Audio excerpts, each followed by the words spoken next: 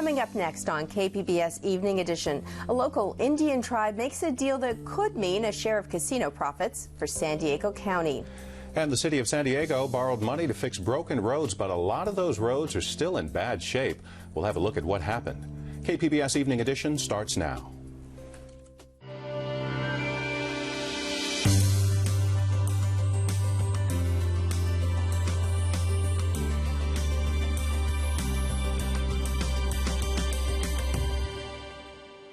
Hello, thanks for joining us. I'm Joanne Farian. And I'm Dwayne Brown. 4 out of 10 San Diego seniors are facing financial problems. We'll have a look at a new state law designed to help. But first, tonight's top stories. A Native American band in North County has made an agreement with San Diego County on how to share millions of dollars in gaming profits as a condition of expanding their casino. Alison St John has more on what this means for the county. Alison, how is this deal different from deals that Native American bands have made in the past when they want to expand their casinos? Well, Joanne, this is a precedent-setting agreement, and San Diego County could benefit big time in the future because we have more Native American bands here than any other county in the state. Up until now, bands that wanted to expand their casinos had to enter a compact with this state and pay large sums of money, millions of dollars from their gaming profits to the state. The Rincon Band has fought that, arguing it's an illegal tax, and they won. So now the band is saying that it's willing to share some of its gaming proceeds with the county. And here's how the chairman of the Rincon Band, Bo Mazzetti, put it. What we passed this morning is a historical agreement between two sovereign governments. It took us 8 years to get here because we actually had to go to the Supreme Court to be able to do what we wanted to do, and that is keep the funds that were going into the state treasury local. Now, instead of going in the treasury and getting lost, those funds will be put into a fund we just created with the Board of Supervisors called the Rincon Shared Benefit Fund. So, Alison, how much money are we talking about, and what sort of things will it be spent on?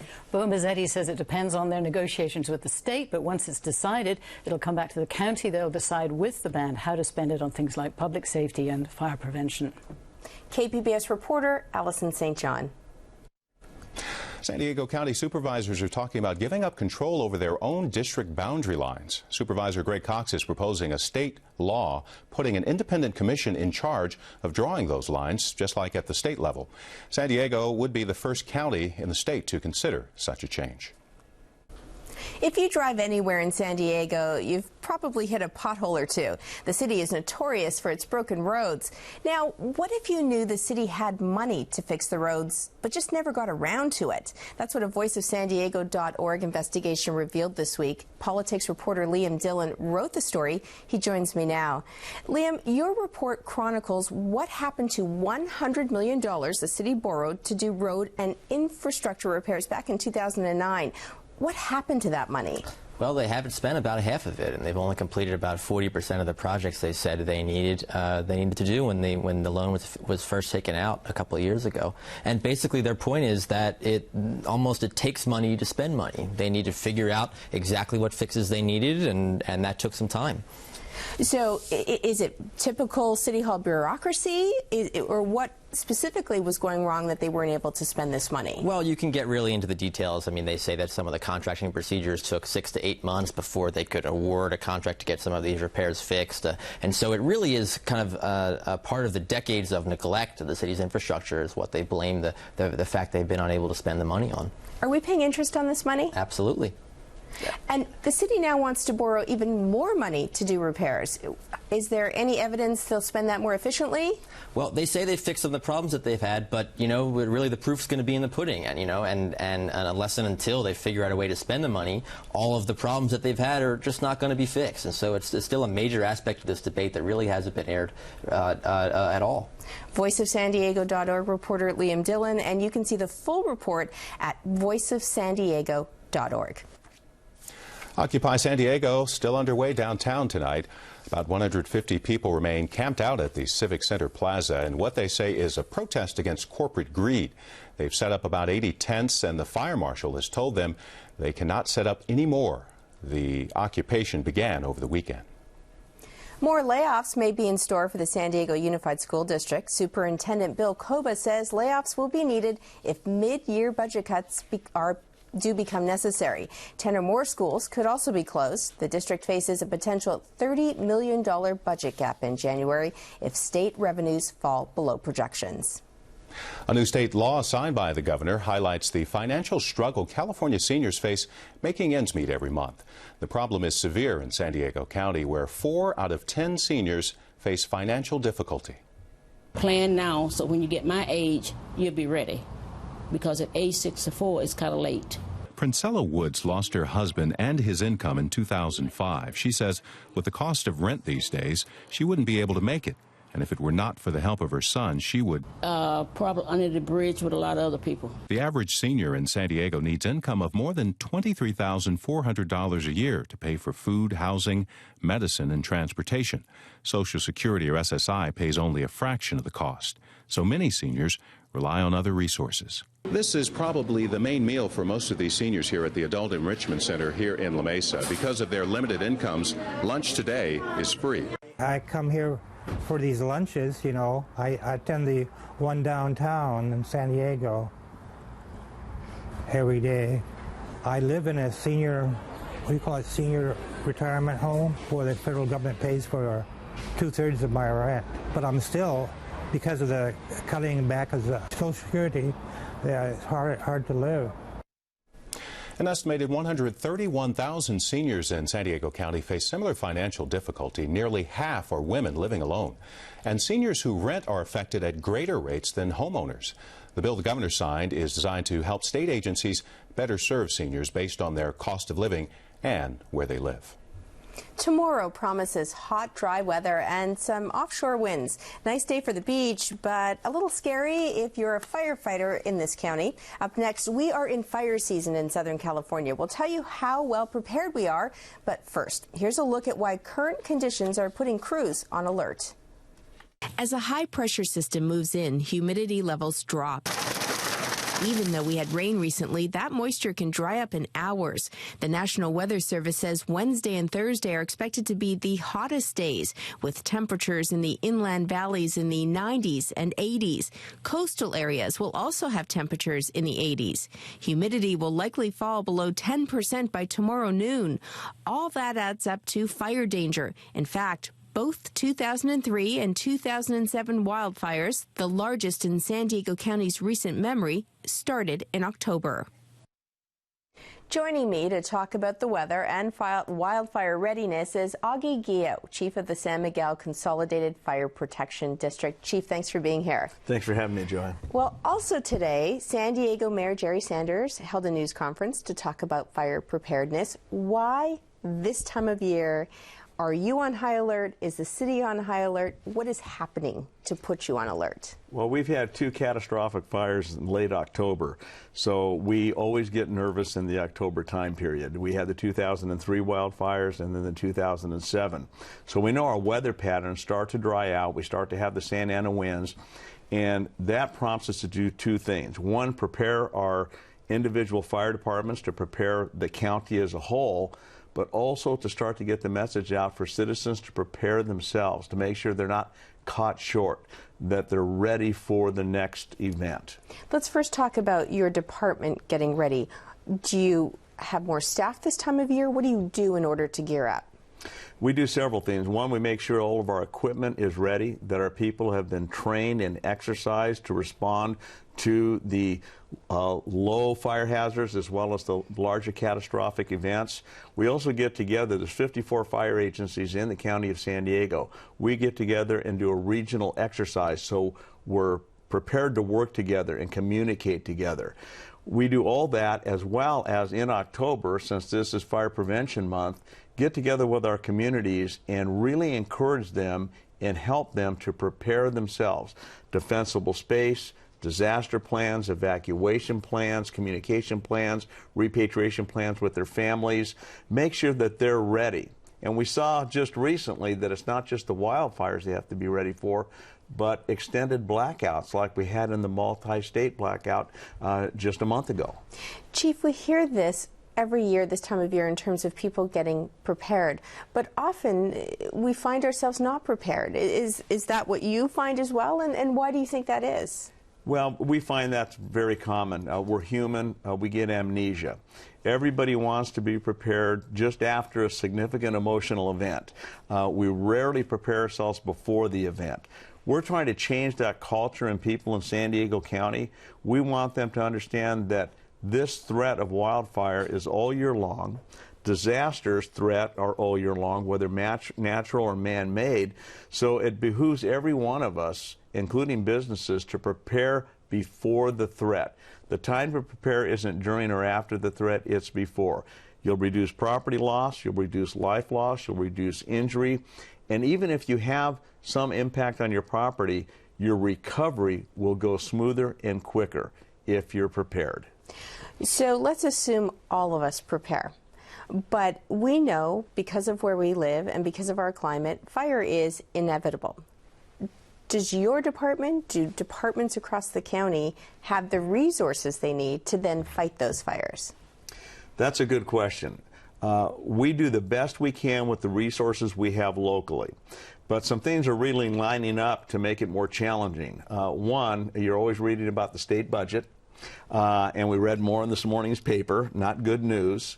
That has an impact on state resources. Local agencies are worried about reimbursements from the state when we respond to state mutual aid.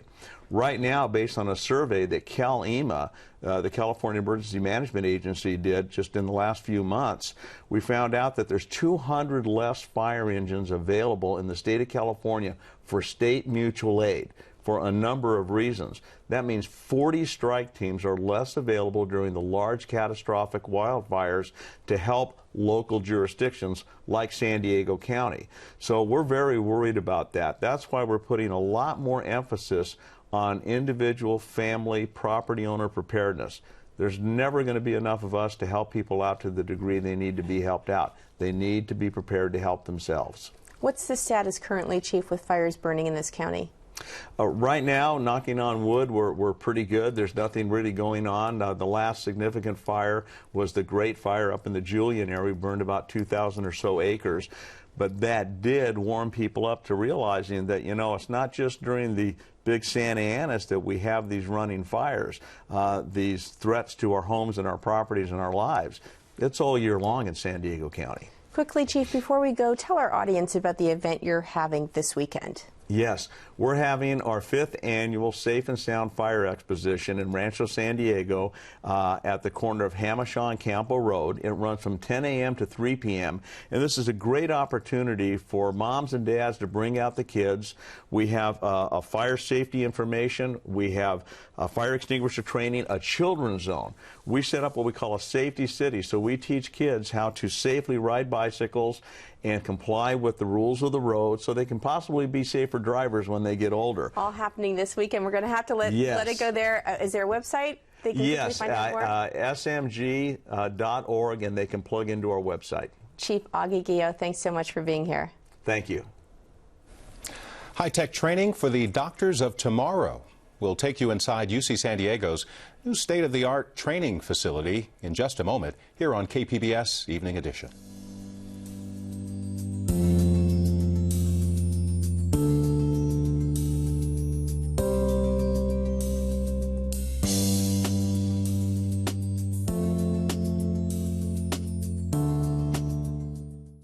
Tonight on KPBS, sharks are not too picky when it comes to their menu. Starting at 8 on Wild, we're in Shark Paradise for a look on Sharks, Scavengers of the Seas. Then at 9, a rare Civil War photograph shows a black man in a Confederate uniform. Was he a slave or free? On History Detectives. And at 10, Frontline takes a hard look at the most notorious act of bioterrorism in the U.S., the Anthrax Files. That's tonight on KPBS. The American people have named PBS the most trusted source of news and public affairs for the 8th year in a row. Trust. The American people have spoken. Thank you. I'm Jeffrey Brown. On the next NewsHour, the Senate debates the jobs bill. That's Tuesday on the PBS NewsHour.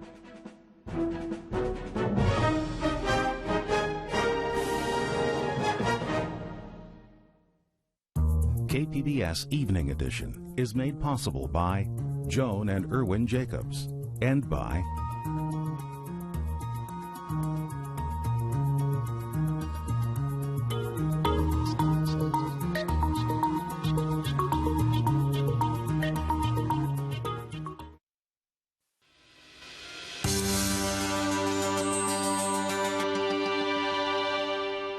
San Diego State University has been awarded $6 million to combat childhood obesity in Imperial County.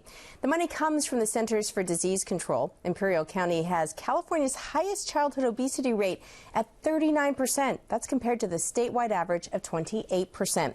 The researchers say they'll involve families, grocery stores, and restaurants in an effort to promote healthy eating.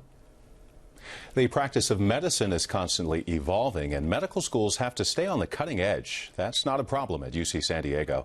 The school just opened a 4-story state-of-the-art medical training center. KPBS health reporter Kenny Goldberg says the $70 million facility is well equipped to train the doctors of the future. This patient is fading fast. Is he breathing at all spontaneously? He does have this on bilaterally. Okay, good. All right, so Chuck, let's go ahead and get ready to intubate. And these doctors have to figure out what to do about it. And we've got a pulse of 123, it's hypoxic to 94%. And again, we got to think trauma here, right? Do we have pulses on him? What do we have? What do you see, Chuck? This is just one of the simulation rooms at UC San Diego's new medical training center, located on the main campus in La Jolla. It's the new home for more than 600 medical students, residents, and fellows. The building has classrooms, meeting rooms, and the largest lecture hall at UC San Diego. Like every other room in this new building, this auditorium is hooked up to a wireless video network. Here, students can see surgeries or lecturers beamed in from anywhere in the world. But it's the building's Center for the Future of Surgery that's the real eye-opener. It's filled with operating rooms that are better equipped than those found in many hospitals. And it's here where aspiring surgeons, and even those already in practice, can hone their skills. In a facility like the Center for the Future of Surgery and the Simulation Training Center, we can duplicate scenarios and simulate things before we go into the operating room. And we can teach the residents, faculty from other institutions, surgeons who want to learn new techniques to practice them here before they go into the operating room. In one of the center's operating theaters, a surgical fellow gets her first crack at using a robotic surgery machine. And the goal is for you to not touch the loop on any of the edges of the wire. While the doctor manipulates the robotic arms with her hands, she looks at a monitor that provides a 3D image of the operating site. In yet another operating suite, a surgeon in training practices suturing on an arthroscopic trainer. I feel so incredibly lucky to have access to this lab, the technology we have here, and you have to get, for me as a surgeon, I see this is like a playground. These are toys. I can use all this equipment at any time, increase my ability, impress my attendings, and ultimately become a better surgeon for it. Some of the training devices provide an amazing substitute for the human body. This one, for example, gives students an idea of what it's like to see the inside of a woman's uterus. School officials agree that all of the technology is impressive, but they say the ultimate goal of the new center is to help doctors master both the art and the science of medicine. And so this building is designed for both of those, to be able to teach how to really understand what's going on with patients and then to do what needs to be done well. That story by KPBS health reporter Kenny Goldberg. The center replaces the medical school's old facility built in 1968. Tonight, we introduce you to a San Diego man who could not stand by while thousands of his countrymen died of starvation. Abdul Malik Bul was just 5 years old when he left Somalia. That region experienced its worst drought in 60 years. The United Nations estimates 12 million people are in need of food. Bul returned to this desperate scene to hand-deliver aid to famine victims. He joins me now to talk about his experience. Abdul Malik, thank you for being here. Thank you. Tell me about the moment you decided you had to return. It was the images of these children that I was witnessing on television and some of the testimonials that I heard on some of the articles of these kids that were dying. And then for a split second, I told myself, what if you were that child? What if you get the opportunity to come out here? That could have been you. So what would you do? What would you expect of your fellow countrymen? And that's when I decided to organize, to mobilize, and to get together the Somali Youth League of San Diego and to deliver this aid. You were just 5 when you left, and you left as the Civil War was beginning. You've been here for 20 years. The connection, though, you still felt this powerful connection looking at those images?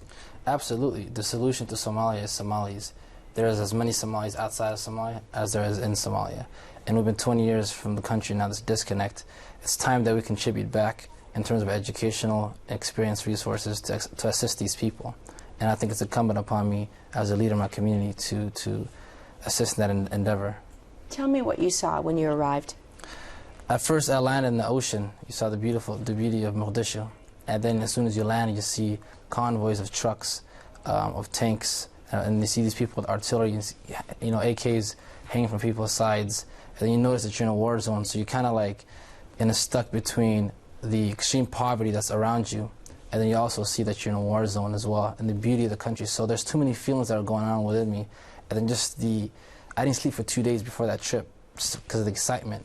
So just to hop on and come back. So there's a lot of feelings that were going through me at that time. And you met and saw a lot of children, a lot of women, men? I saw a lot of orphans, and that was the most touching moment for me, is these orphans. At the camps, I saw the horrible conditions that people were living in. People were living in just wood. They didn't have something to protect them from the sun. They didn't have tarps. They didn't have mats. They were sleeping on the floor in the hot desert with rocks. They were living in a situation where there wasn't bathrooms, you know, for quite some time. There was no water. At times, we'd have to take the clothes off our back to give to the people because they were shirtless. So this is the situation that we're in, just to assist. So we were able to assist, and we will continue to assist. We had a couple of projects that we had raised $30,000 from, and we continue. We have a walk coming December 17th, which will walk from Kalina Park to San Diego State, and we urge the whole San Diego community to partake in that. You had seen images already on television. Were you mentally and emotionally prepared when you got there to see what you saw? Absolutely not. What you see on television is just a drop of what exactly exists out there. There was a moment where I was at a refugee camp and I had sandals on and I was poked by a thorn, and I took it out. And the moment I was taken out, I saw this young, beautiful 4-year-old orphan child with no mother, no father, and she's walking barefoot. And there's cacti. There's there could be other animals in the area, and it was just I was complaining about this thorn, and I had sandals on. She had nothing on. So that's the moment I grabbed her, and I couldn't leave because you help the people, and that you can only help for that second. But then you have to come up with long-term solutions. We can collect money and give water, or we can collect money and build water wells. So that's why I get people in the mentality of development as opposed to relief at the moment. But you did bring immediate relief. Tell me what you brought and how that was received by the people. We brought 25 kilos of sugar, wheat, flour to 250 families. We also bought non-food items such as pots, bowls, kettles, cups that they can use them in. We also bought tarps for them to protect them because the rain is coming soon, and also mats on the floor so they can sleep in these tents. We also gave them soap and other items that they could use. We were also able to assist them in oil to cook their food in as well. Before we go, just tell us a little bit about your organization and your efforts now that you're still pulling together. I'm the chairman of the Somali Youth League of San Diego, which is a movement actually that was started by the Somali youth here in the diaspora, specifically here in San Diego, who could not stand to witness their fellow brothers and sisters passing away due to a lack of food and water. So we mobilized, we did car washes, we had a benefit dinner August 12th, and we continue to do projects to help not only raise awareness but funds to help assist back home. Before we go, do you have a website people can go to? We have www.sylsandiego.com. You can also follow us on Twitter at SYL San Diego and Facebook. Abdul Malik Bull, thank you so much for being here. Thank you. And we'll have a recap of tonight's top stories in just a moment. And what do you think San Diego should do to get road repairs underway? Some opinions coming up in the public square. This is KPBS Evening Edition. On Masterpiece Mystery. My name's Jackson Brody. I'm a private investigator. He's very good at finding people. Really? Don't you need a warrant for that? A good idea. Do a couple. Luckily, I'm not anymore. I think fate brought you to us, Mr. Brody. On Masterpiece Mystery. Watch a new Masterpiece Mystery, Sunday at 9 on KPBS. I love KPBS because when I wake up in the morning and that radio station goes on, 89.5 goes on, I know that I am going to get information that I can trust, that I can respect, that I can value, and I know I'm getting the truth. More than 2,000 journalists, more than 70 international news bureaus. Benazir Bhutto said she knew the risks in coming back. Get the bigger picture from the world's most trusted news and information source. You want the full story? Watch BBC World News. Watch BBC World News, weeknights, right here on KPBS.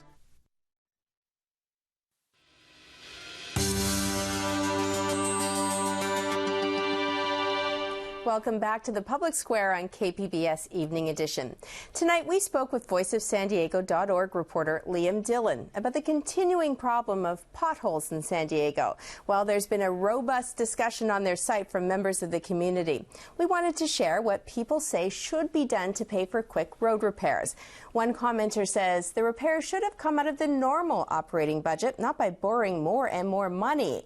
And Steve says it looks like the way they do business needs to change. The whole checks and balances documentation and rechecks need to be changed. And Dale Peterson says maybe the mayor can find the time to schedule visits to Denver, Indianapolis, etc. to see how those municipalities fix streets. Well, touche, Dale. Of course, Dale is referring to the mayor's trip to check sports stadiums earlier this year.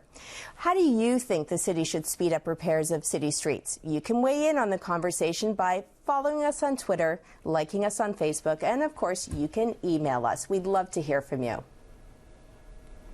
Here's a recap of tonight's top stories. San Diego County has reached a deal with a North County Indian tribe on how to spend millions of dollars as condition for expanding their casino.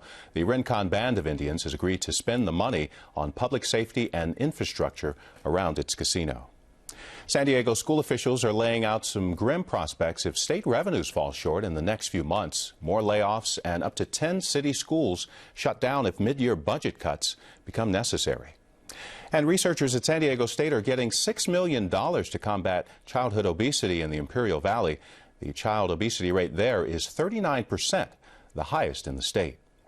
You can watch and comment on any of the stories you saw tonight on our website, kpbs.org/evening edition.